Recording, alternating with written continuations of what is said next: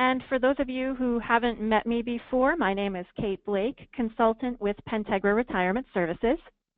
And one of my specialties is participant education, which has become sort of a hot topic in recent years. But unfortunately, so often our efforts to educate employees fail. Maybe we have low attendance for our meetings, or maybe we don't see the results that we want, like increased participation or contribution rates. So the big question that I'd like to address today is, how do we fix this?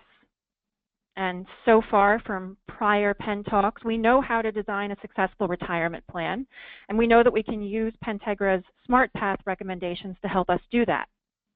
If you missed us for joining those prior webinars, you can find the recordings on Pentegra's YouTube page, as well as under the expertise section of our website at pentegra.com. And I recommend checking those out if you haven't joined in for them, because what I'd like to do today is take these ideas to the next level and discuss how we can piggyback on our ideas of effective plan design and use them to promote employee engagement and successful retirement outcomes. So we'll go ahead and jump in. Everybody right now, just so you're aware, is muted, but I'll unmute periodically to take questions. And if you do have any questions or concerns or, heckling during the presentation, feel free to either raise your hand in the presentation software or just type them into the chat box. And I'll just be checking periodically. I can see the attendee list to see if anybody has any questions, and I'll address them as we move along. So here's how I would like to approach today's discussion. First things first, we'll review our definitions of plan success. So what I mean by that is, what are some things we're looking to see in a successful retirement plan? Then we'll just quickly review our Smart Path recommendations to create a framework for our discussion today. We'll look at those recommendations, and then we'll go ahead and compare them to industry averages. And what I mean by that is, what are other plan sponsors doing? And then after that, we'll look at how you can obtain statistics about your own plan through the reports available on the plan sponsor or advisor website.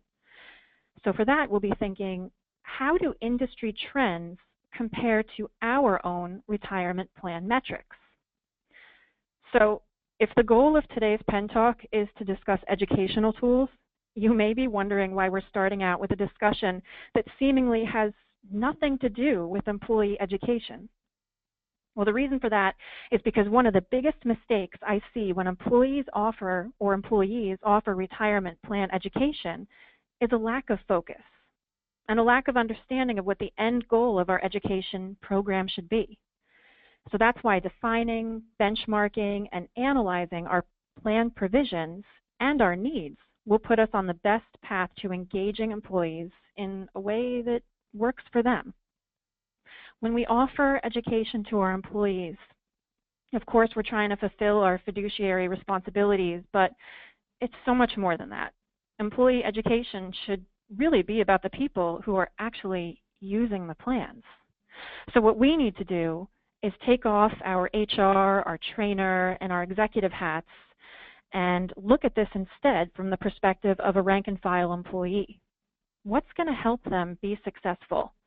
And how can we gear our education programs to engage them? So a successful retirement plan analysis begins with defining the bullet points that I've listed up on this slide. Way back when, I once took a journalism class, and the professor regularly assigned us articles to read, and we always had to prepare summaries that answered these questions: who, what, where, when, and why. And for some reason, that always stuck with me, and I think that that's a really good approach to problem solving. And I think that that's what we should be doing here with regards to the problem of how do we educate our employees. So ask yourself these questions in regards to your own retirement plans that you're sponsoring or working on. Who is contributing? More importantly, perhaps, who is not contributing? Where are they investing their money? What funds are they using? When are they enrolling? When are they accessing this money? And why are they accessing the money? And coming back to this idea of the question of who, we need to remember that employee education is really a team effort. There's no doubt that there are a lot of hands in the pot when it comes to your plan. There is you, potentially, as the employer, and obviously you want to see successful retirement outcomes because that boosts employee morale. Whether you realize it or not, retirement plans are a big motivating force behind happy employees. According to a Towers-Watson 2014 survey, 45%, almost half of employees, saw their defined contribution plan as a reason to continue working with their current employer. Almost 30% saw a strong defined contribution plan as a reason to come on board with a new employer. There may also be an advisor in the mix, or you may be one yourself. So think about this. What role do you as an advisor, or what role does your advisor play in employee education? A lot of times, our advisors can serve as a bridge between our employees and our participants and the employer or administrator.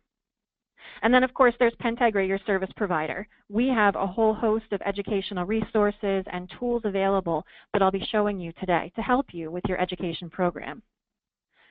And lastly, and this is not as intuitive, but what about outside assets? Your employees, more likely than not, may have old retirement plans or other accounts outside of your workplace defined contribution offerings. And that's important when we're addressing education too. It's going to play into savings rates. It's going to play into investment strategies. And this topic frequently comes up in my education meetings. And although it certainly isn't required, you should let your employees know that they more than likely can roll outside qualified retirement plans into their current plan here at work. Now, of course, this seems absolutely obvious to us as plan sponsors, administrators, and employers. But a lot of times employees are unsure, number one, about whether or not they can roll in outside balances, and number two, the process of accomplishing that. So when I host education meetings or when I help employers create educational program offerings, I always make sure to include aspects of rollovers. It may help to make the rollover form available during your education campaign. You can print it out and bring it to the meetings, or you can post it on your intranet page. That'll help your employees think about the big picture, take a holistic view of their retirement savings, and it'll also help them get the ball rolling if they do decide that they want to roll in outside assets. So all four of these components should be working in tandem to help prepare employees for success, because at the core, employees are really what this is all about. We want to encourage them to save. And with that said, Pentegra's Smart Path brochures are available to help you with this. So there are several of them, and they are, like I mentioned earlier, all available right on the home page of the website. So in addition to looking at the old PENTalks, the Smart Path brochures are a great reference point as well. And inside those Smart Path brochures, specifically the Smart Path for Plan Sponsors brochure, they have all kinds of ideas and recommendations about what makes a successful retirement plan. I've distilled it down into this slide here, and I'm not going to go into great detail about this because these topics, like I said, have been covered in prior PENTalks. But again, we want people participating. We want regular contribution increases. We want to limit the outflow of money from the plan. So how do we encourage people to reduce their loan usage? And we also want thoughtful consideration to investments and different distribution options. So now that we know what an ideal plan looks like, this, I think, is an interesting slide, because the next question is, okay, well, what does a real world plan look like? And we know that sometimes our real world plans are a little bit far off from the ideals. And this is why it's so important to have a sense for the recommendations and then see how our plan stacks up, because then we can identify weak points. I've pulled these stats on this slide from the Profit Sharing Council of America's 59th annual survey of profit sharing and 401k plans. So when we're thinking about participation, on average, just over 80% of employees who are eligible are participating in their workplace retirement plans. So when I look at that statistic, what that means to me is that a full fifth of people are ignoring the retirement plan that's available to them, that they are eligible for. So we're going to want to identify who those people are. And, again, we're going to want to take off the hats that we usually wear, put ourselves in their shoes, and try to think about what is keeping them from participating in the plan. And ordinarily, I find it to be really one of three things. I frequently hear people say, and I think you all know what I'm going to say here, I can't afford to contribute. That's the big reason. Also, inertia. If people pass their entry date into the plan once they become eligible, and if they don't sign up, well, then out of sight, out of mind. So they're not going to be thinking about it, and then they're not going to be signing up for the plan. So we don't want to, beat the drum all the time, but we do want to periodically remind people that they are eligible for the plan. And there are a variety of ways that we can do this, whether it be through payroll stuffers, posting things on our intranet, hosting education campaigns. But another reason why I think people don't participate that maybe a lot of us don't consider is fear. Retirement plans are a lot to think about, especially for your average employee. They probably don't know where to start. What are these different contribution sources? What's the difference between pre-tax and Roth? What do all these different investments mean? How do I even sign up for the plan? And once I'm signed up, how do I navigate through the website? So we're going to want to address all of those topics and really bring it down to a level that they can understand.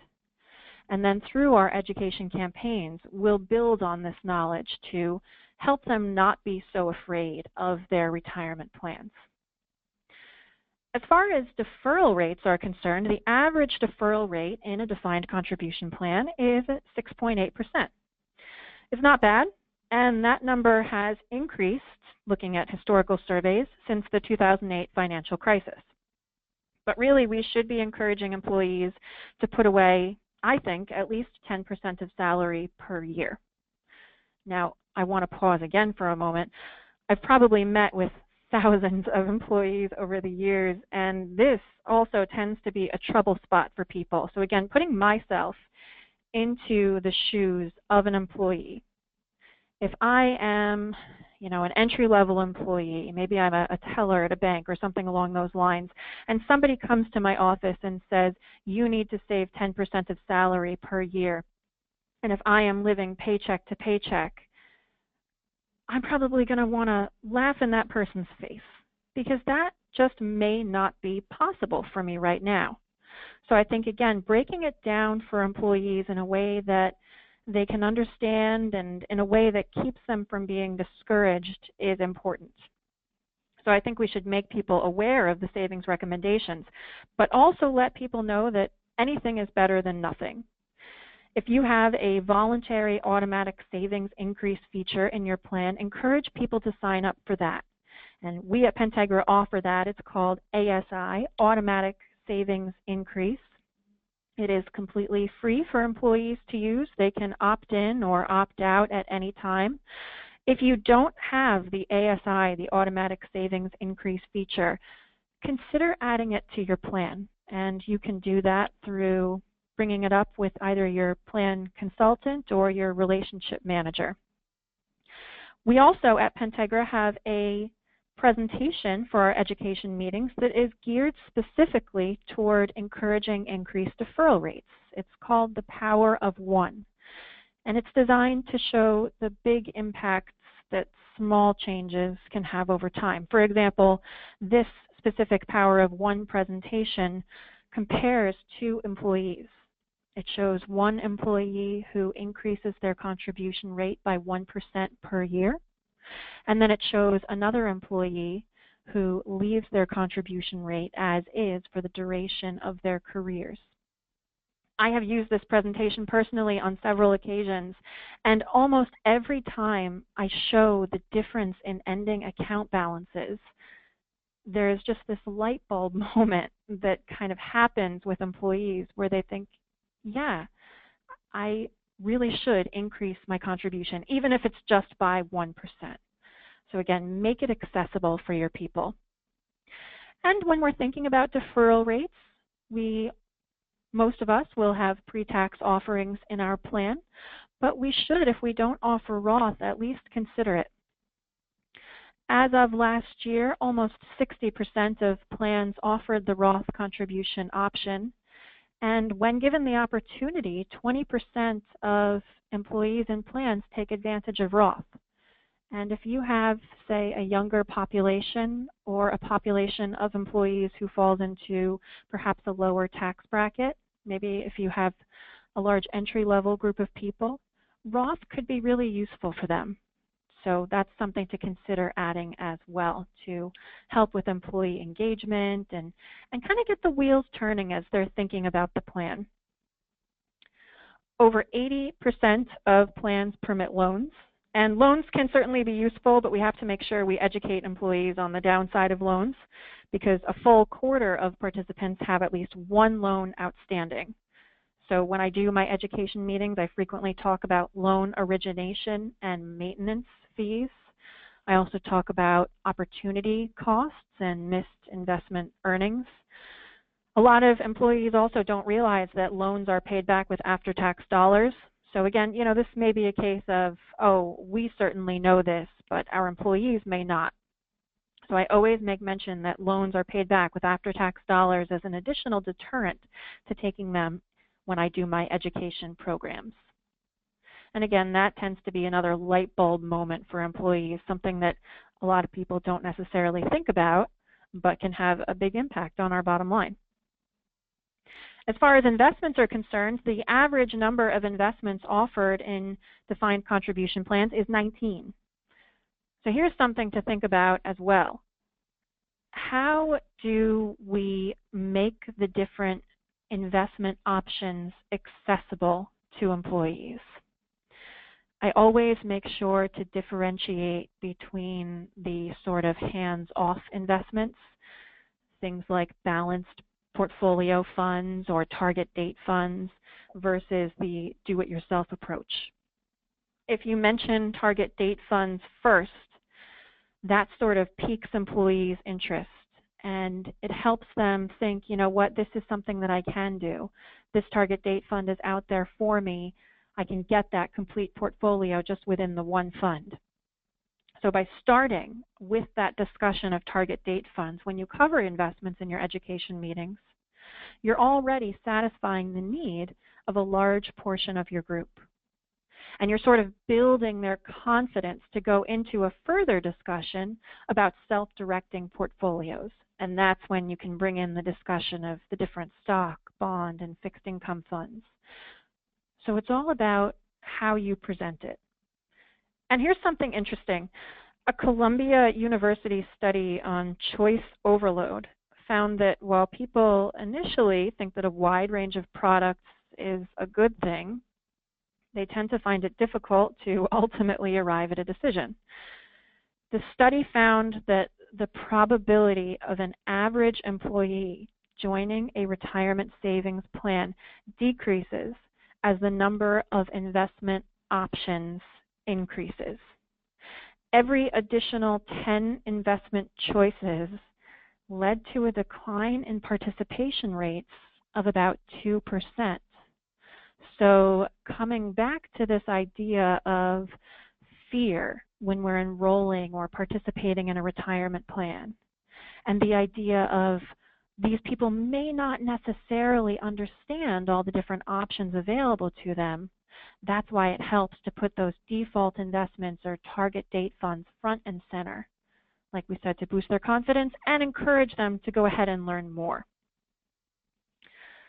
We also want employees to think about distribution planning, and there's a Smart Path brochure for that as well that you can point them to. We've all seen the case of the employee who takes a full lump sum distribution, then gets whacked with taxes and penalties and wonders why. So we want to integrate that discussion into our meetings as well. So what we should be doing next is comparing our plan statistics to the recommendations and the averages. This is going to give us an idea of what we need to focus on in our education program. There are some great reports available on the plan sponsor or advisor websites. They're located under the Administration tab. And specifically, I want to draw your attention to what I've highlighted here under Your Plan at a Glance, the Plan Snapshot Report and the Annual Plan Review Report. Both of those reports are going to give you information about metrics in your individual plan. And I haven't highlighted it here, but in the top left, if you can read that under Administrative Reports and Extracts, two other useful reports are Consolidated Activity, Plan Summary, and Consolidated Activity by Participant.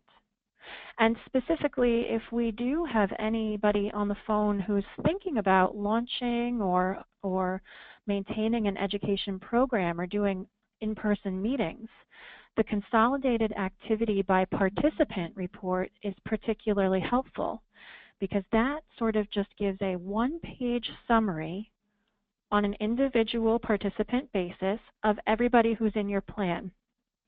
So what I like to do at times is print out that report, bring it with me to my education meetings, and then distribute it to the attendees before we get started. And then it'll show them, this is how I'm invested. This is what my account balance is. These are what my different sources are. Maybe I have pre-tax. Maybe I have Roth money. And I've found if you have an education meeting and you ask people, do you know how you're invested? Probably 80% of the time, people are going to look at you like you just flew in from Mars. Most people really don't know how they're invested in their plan. So by providing them with that Consolidated Activity by Participant report at the time of the meeting, it gives them real concrete information, something to hold on to and look at and say, okay, this is where my money is going in the context of all of these different investments. So coming back to those plan snapshot and annual plan review reports, I really think that they are useful to run, and maybe after this webinar you'll go on to the sponsor site and run those reports. They'll give you both fund and participant information, and specifically the plan snapshot report will give you things like balances by fund, number of participants in each fund balances as a percentage of assets, and loan balances. You can also get deferral rates and participant balances by age and service. So if you run this before your meetings or before you launch an education campaign, it's going to give you a sense for where your weak spots might be. So go ahead and run that report, and then you can think about these things. Is there a disproportionate amount of assets in any one investment? So if you offer company stock, do you have a lot of employees that are loading up on that stock fund? If so, you'll probably want to focus your education campaign on topics like diversification and developing an investment strategy. Or investment strategy is also a useful topic to cover in education meetings if you find that employees have balances in one particular fund over another. For example, I frequently see plans with high balances in stable value funds.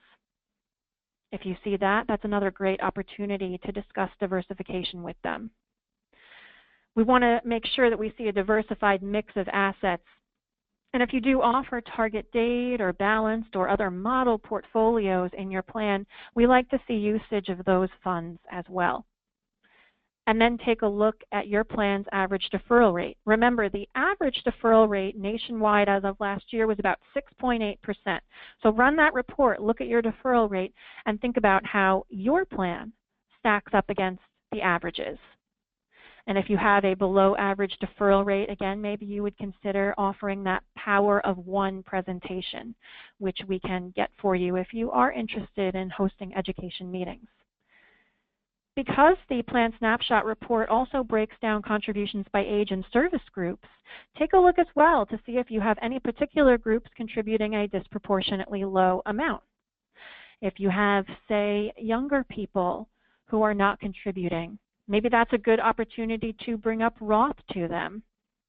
Or if you have, say, older people who are not contributing, that's a good time to really do perhaps a thinking about retirement meeting to get them energized about contributing to the plan. I don't see any questions or any hands raised at this point, but right now what I'd like to do is take everything we've looked at. So we've defined success.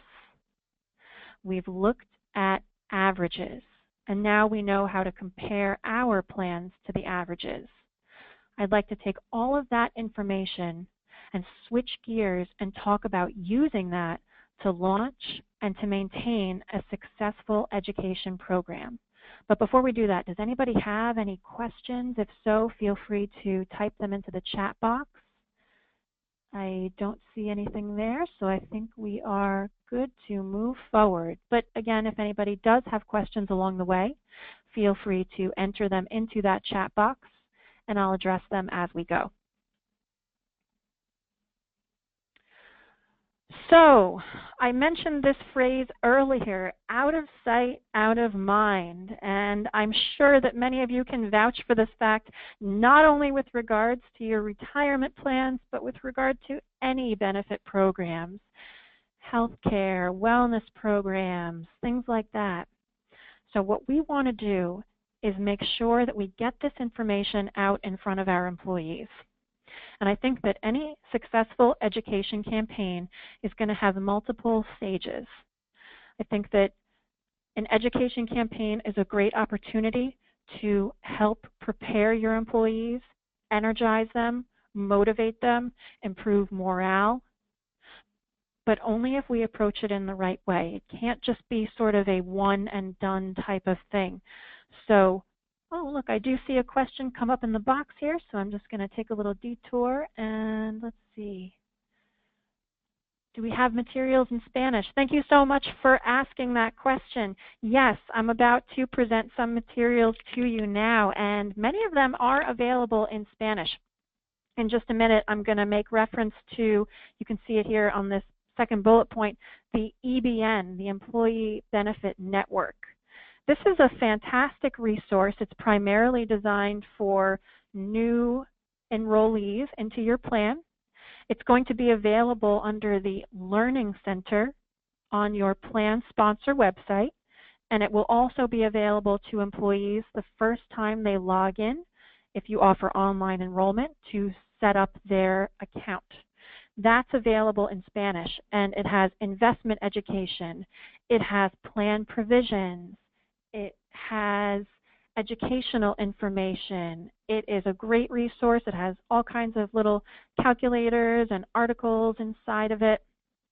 And you can pull the link for that EBN, like I said, right off the Learning Center of your plan sponsor or advisor website, and you can send it directly out to employees, or you can post it on your intranet. So that's just an example of one great piece of information that is available in Spanish for you. And additionally, the broader participant website is available in Spanish as well. So when employees go to log on, there will be a link that says in Spanish, it will say click here for Spanish. Employees can select that, and then all of the materials on the website will be available in a Spanish language version. So other resources that you'll want to get in front of your employees include things like the SmartPath brochures that we mentioned, and also building blocks materials. Every month we send out just short little educational pieces designed to be forwarded onto employees. If you're not getting our building blocks materials, first things first, you can check your spam folder and see if perhaps they're going in there, or you can let us know, let your consultant or your relationship manager know, and we'll get you on the building blocks distribution list. Those materials cover things like investment allocation, savings rates, developing a strategy, distribution planning, and they come out each month. So this is a great way to launch your education campaign. I think if we send materials out to employees periodically, it keeps this information front and center in their mind, and again, avoids that just one and done approach. So we'll start sending information out to employees in order to launch our campaign. And then what we want to do is think about our next steps. So we've identified our weak areas, and then think, where would you like to go with this? Would you like to hold in-person meetings or webinars? And chances are you do have access to employee education services through Pentegra. Many of you listening will have access to 1 or perhaps 2 days per year of either on-site employee education or webinars. If it's not included in your service package with us, we can provide educational services for an additional fee. If you're unsure about whether or not education services are included in your package, again, you can just contact your consultant or relationship manager, and they can let you know what is included in your package and help you get the ball rolling on setting up a program. So we want to tailor it. I mentioned already the power of one presentation if employees are not contributing enough. But the other big problem that we see, and we mentioned earlier, are employees being confused by the different investment options. So if that's the case in your plan, for example, if, like we mentioned, you see a disproportionate amount of assets in one fund, maybe consider an investment review presentation. What we could do is go through the different investment options and approaches in more detail. We can show people how to read a fund facts document and really understand what their investment choices represent and how to make smart decisions for investments. Some other things to think about are, would you like to offer in-person meetings or would you like to offer webinars? In-person meetings are, of course, great because you do get front and center and you can see those light bulb moments for people, or you can also see where people are getting a little bit confused. People tend to be more likely as well, I've found, to ask questions in in-person meetings, and they tend to be more interactive. On the other hand, webinars are useful if your company covers a large geographic area. We can also offer recorded webinars. So that can help if perhaps you don't have the time or coverage to offer live webinars during the day. We also have the ability to track viewership of our recorded webinars. We can include quizzes and surveys in our webinars. And if you offer recorded webinars, we can get you viewer statistics after the fact. So I have one client in particular who I recently developed an education campaign with. We looked at their plan metrics beforehand. We identified those weak areas and crafted a pre-recorded presentation around those areas. The employer then made the presentation part of their mandatory training program for employees. We included a couple of quizzes and questions in the presentation so that we could get a sense for additional weak spots. We also asked a question in the presentation about additional learning topics that employees would like to learn more about. We set a time frame for employees to view the content, and then after the fact, I ran a report for that plan sponsor. Like I said, it showed who watched the presentation, it showed when they accessed it, and it showed their answers to the quiz questions, and it showed their responses to our question about additional learning topics. And it was great. They had great engagement. Through those quiz questions, we were able to identify weak areas. Investment management turned out to be a big weak area. And we were also able to identify additional learning objectives for future presentations. And one of the big learning objectives that we identified that I would have never thought about without asking employees this question is website information. Employees really wanted to learn more about the different resources and tools on the website. So perhaps going forward, our next educational meeting will be targeted to that. So that's a great way to really target your programs, get information about viewership, and again, that's through a pre-recorded webinar that employees can offer anytime, or employees can access anytime. It's also useful, once you decide how you would like to structure your meeting, to think about what types of meetings you would like to offer. So you can offer a basic overview meeting, and that is just going to cover things like general information, plan provisions, the different investment options, etc. You can offer more tailored meetings, so perhaps knowledge level meetings, Retirement 101. You can offer a more advanced presentation on investments, or you can offer age-based meetings. So we can do things like early savers, mid-career savers, or thinking about retirement. And again, you can contact your consultant or relationship manager to get the ball rolling. They'll connect you with one of our education specialists, and then at that time we'll work with you to figure out what targeted meetings and meeting approaches will work best for you. And it looks like we had another question pop up. Coming back to the plan snapshot report, the question is, what does the count column represent? And that is with regard, I believe, and correct me if I'm wrong, to the different investments. So it will list a fund name and then it will give a count. And that will be the number of participants who are using that fund. So that's another way to see if you do have a disproportionate amount of people in one fund or another, or if the count is listed as 0, that's going to indicate that nobody has money in that fund. So that should perhaps raise another flag, and we should be thinking, is this fund necessary in our program? Why isn't anybody participating in it? And perhaps should they be? So that's what that count column represents on our plan snapshot report. Thank you for asking that. Any other questions? Again, I'll just address them. We're just going to wrap up here. Something else to think about is employee feedback. So one of the whole points that we've spoken about several times during this presentation is how can we engage employees? How can we improve morale? And I think that it's important to involve them in this process. So you may want to solicit feedback from your employees about what they would like to learn more about. And I mentioned this earlier, that this can be integrated into our pre-recorded webinars. So this is an example of the question that I asked for that sample client that I mentioned earlier. So we can ask things like, what topics are you interested in learning more about? And people can select a multiple choice question, or we can even set it up as a free-form question, and people can enter any information that they would like to learn about. And we did get some great responses when we asked that question. And lastly, we want to make sure that our employees are aware of the website resources that are available to them. I know that every time I go on the website, I find more information. There is so much out there. So I will just draw your attention to a couple features.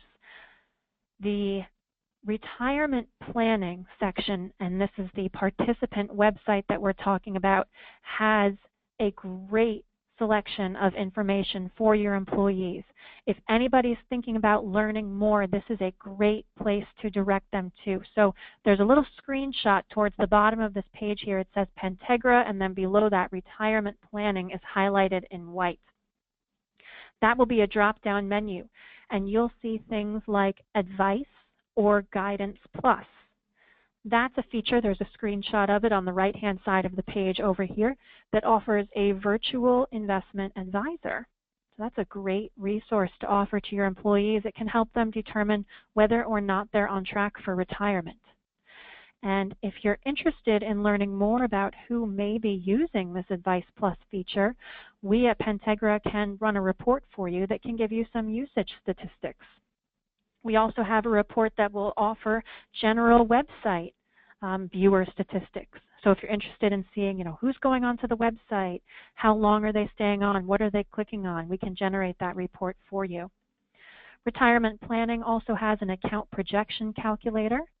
And if you are a participating employer in our Pentegra MEDC plan, that's the 401k multiple employer plan, you also have access for your participants to something called Hewler Income Solutions. Now right now it's just in our multiple employer plan, but this is an out-of-plan annuity partnership that allows employees to learn more about what annuities are and shop the market for annuities. Also under Education and Tools, your employees will have access to something called the Financial Resource Center. This is a great resource for employees too, so be sure to guide them to this. It's not just limited to retirement. So as we mentioned in the beginning, this takes a holistic view of our finances. And if you've ever checked it out, you've probably noticed that it's organized by age group. So employees will be able to select the age group that they fall into, and they can find targeted articles, videos, calculators. It's completely free to use, and everything that employees put into the calculators is completely personal to them. So nobody at work or at Pentegra will ever see it. So that's just another great resource available to you. So we'll get ready to wrap up here, but it looks like we have a couple hands raised. I think we probably addressed some of these questions already. Yep, I think we got everybody here. Any other questions, feel free to type them into the question box. And remember, you will be putting work into developing this education campaign. Don't let it go to waste. So after your education meetings or your campaign is over, log back onto the website and view that plan snapshot report again.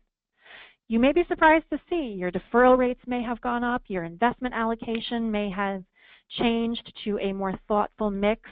So it's all about, again, benchmarking, identifying where we stand, identifying our weak spots, getting in touch with your consultant or relationship manager to develop a campaign around your weak spots, and then following up, logging back in, viewing those reports again, and seeing if anything has changed. Does anybody have any questions or comments? I think I finished here with about 1 minute to spare. I think we were scheduled to go till 11:45. So we've got another minute or two for questions. Feel free to go ahead and type them into that questions box. And as we're wrapping up here, just so everybody's aware, I did make this presentation available as a handout, so you'll be able to download this for your reference to look back to later. I highly suggest getting onto the plan sponsor website to take a look at those resources. Again, that plan snapshot report will be helpful. And encouraging your employees to get onto that website. Their participant website is another big piece of the puzzle. And if your employees are having trouble getting onto the website, always direct them to our call center. We're always happy to help them log on. Our contact information is right available on the homepage of the Pentegra website, but your employees can always reach our call center at 866-633-4015. And we're available from 9 a.m. to 8 p.m. Eastern Time. And again, happy to help them get onto the website or answer any general questions that they may have about the plan. Okay. I think I'm about out of time, and I think we've addressed all of the questions. So with that said, thank you everybody for joining our PENTalk today. I really appreciate it. And we look forward to hearing from you and helping you design your smart education campaigns. Have a great day, everybody. Bye-bye.